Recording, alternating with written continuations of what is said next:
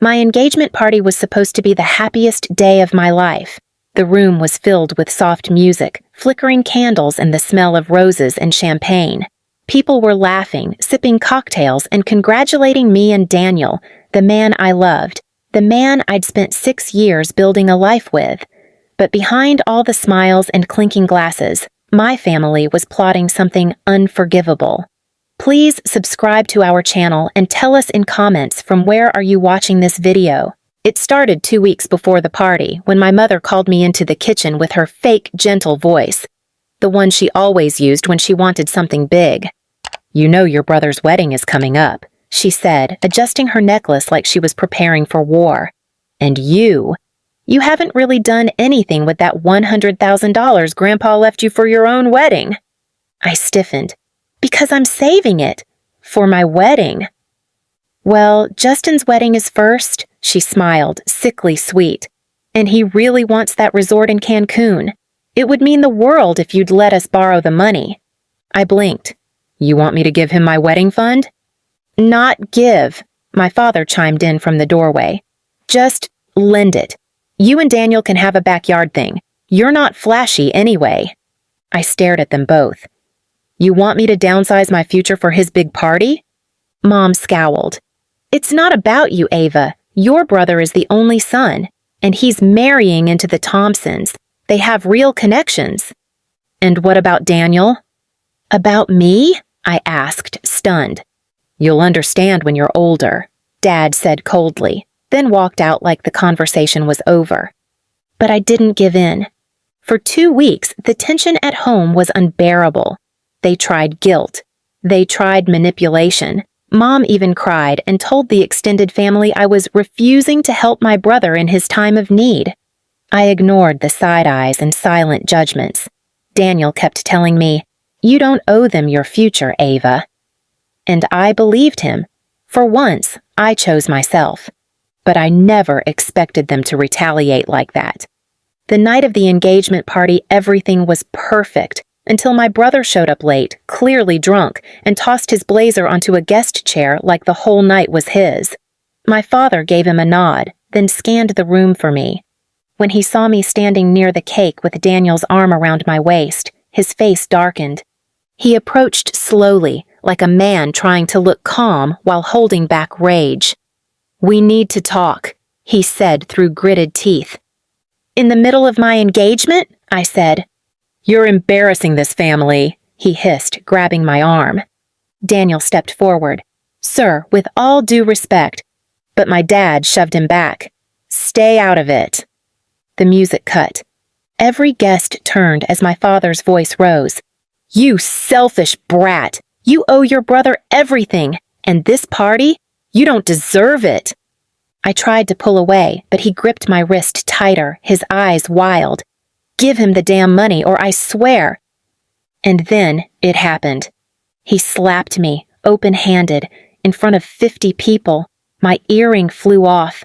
My head turned with the force, and time just stopped. My mother gasped, but not in horror, more like embarrassment. Justin laughed nervously and sipped his drink. Daniel rushed to my side, holding my face, trembling with fury.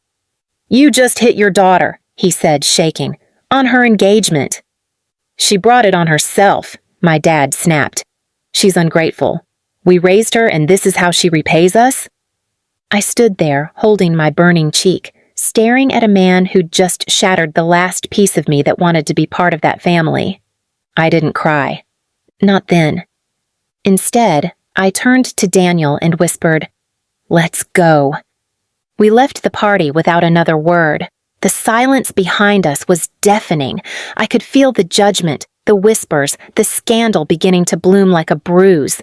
But I didn't care. Because something inside me had snapped, in the most powerful way. They wanted to take my future? Fine, I would take theirs. And I knew exactly where to start. The next morning, my cheek still ached, but it wasn't the sting that haunted me. It was the silence. No calls, no apologies. Not from my mom, not from my dad, not even from Justin. They acted like nothing had happened. Daniel made me eggs and coffee, trying to keep things normal, but I could see the tension in his jaw. "You need to do something," he said softly. "This isn't just about a slap. They humiliated you, and they'll keep doing it." I nodded, but I already had a plan. I'd been holding on to something, a piece of paperwork from years ago that my parents probably forgot existed. See, my grandfather left me $100,000 for my wedding. But that wasn't all. Before he passed, he quietly transferred the deed of their house, his original property, to me. He said, "One day, they'll forget your blood. When they do, you'll need something that reminds you you're not powerless." Back then, I didn't fully understand. But now I did. I pulled the file from a locked drawer. There it was. Property deed. Title holder, Ava Jennings. Signed, stamped, untouched. They didn't know I was the legal owner of their home. They thought it was still in my grandfather's name, or perhaps jointly theirs after the estate settled. But Grandpa had bypassed the entire process. He never trusted them. He trusted me. I made some calls. My lawyer, a kind but fierce woman named Lenora, reviewed the documents and confirmed everything. "You have full legal authority to sell this home," she said. "If you want to proceed, just say the word." I didn't say yes. Not yet, because I wanted them to see it coming. First, I sent them a formal notice, in an elegant gold-embossed envelope, notifying them of a change in ownership review. No threat, just a reminder. 2 days later, Mom called. "Ava, what is this envelope?" she asked, her voice sharp. "Oh," I said, "it's about the house." She scoffed. "We've lived here for 20 years. You can't just—" "I can, actually," I said. "I own it. Grandpa left it to me, not to you, not to Dad." Silence. "You don't mean to evict us," she whispered, suddenly not so smug. I smiled bitterly. "I mean to give you the same amount of consideration you gave me when Dad slapped me in front of 50 guests, and you stood there like I deserved it." She tried the guilt again. "But where will we go? Your father's health isn't what it used to be. We've built our life in this house." "And I was building mine," I said, "until you tried to gut it for a beach wedding and then watched your husband hit your daughter." That's when the screaming started. She cursed me, called me ungrateful, evil, said she should have never had me. I let her rage until she was breathless. Then I said, "You have 30 days. Click. I wasn't done. Daniel and I went to Justin's wedding, invited only because I hadn't formally gone public yet. I showed up in a sleek white pantsuit, my cheek healed, my eyes colder than ice. My brother smirked at me during the reception like nothing had happened. "Glad you could finally show your face," he said. I leaned in. "I hope you enjoy the honeymoon," I whispered. "Because when you get back, Mom and Dad won't have a home to welcome you." He laughed, until he realized I wasn't joking. 2 weeks later, the final documents went through. I sold the house, not to just anyone, but to a developer who planned to bulldoze and rebuild. The notice was posted on their front door in bright red. "Property sold. Vacate within 14 days. My phone rang nonstop. I didn't answer. When they showed up at my doorstep in tears, I let them stand on the lawn. "You think this is fair?" my dad shouted. "No," I said, "but neither was slapping me at my engagement or choosing a son over a daughter for 28 years. "We gave you everything," he growled. "You took everything," I corrected. "Now I'm just returning the favor." They begged. For the first time in my life, they begged me. But I had already moved on. I watched them drive away in silence, their entire life packed in the back of Justin's SUV. It wasn't revenge. It was justice. And it was only the beginning. 3 months after I sold the house, life was calm, but I wasn't done healing. The world assumed I was doing fine, that I'd moved on from the betrayal. But trauma doesn't vanish just because the deed is filed and the locks are changed. The truth is, I spent nights questioning whether I went too far, whether revenge was just masking old wounds. But then the letter arrived. It was addressed in my mother's handwriting, mailed, not emailed, as if shame was too heavy for a digital message. I let it sit unopened on my kitchen counter for 2 days. When I finally read it, the words stung like glass. "We raised you. We loved you. You're destroying your family out of spite. You sold our home, your home, and now your father's health is declining. You've made your point. Are you proud of yourself?" No apology, no acknowledgement of what they did to me. Just guilt.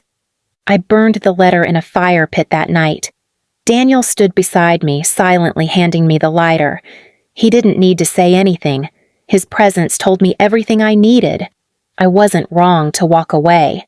The world, though, kept turning. 2 weeks later, I got an unexpected call from a familiar number. Gregory Harper, CEO of a prestigious consulting firm where I'd interned in college. I hadn't heard from him in years. "Ava," he said warmly, "I've been following your work with the nonprofit. Your latest housing equity project is brilliant.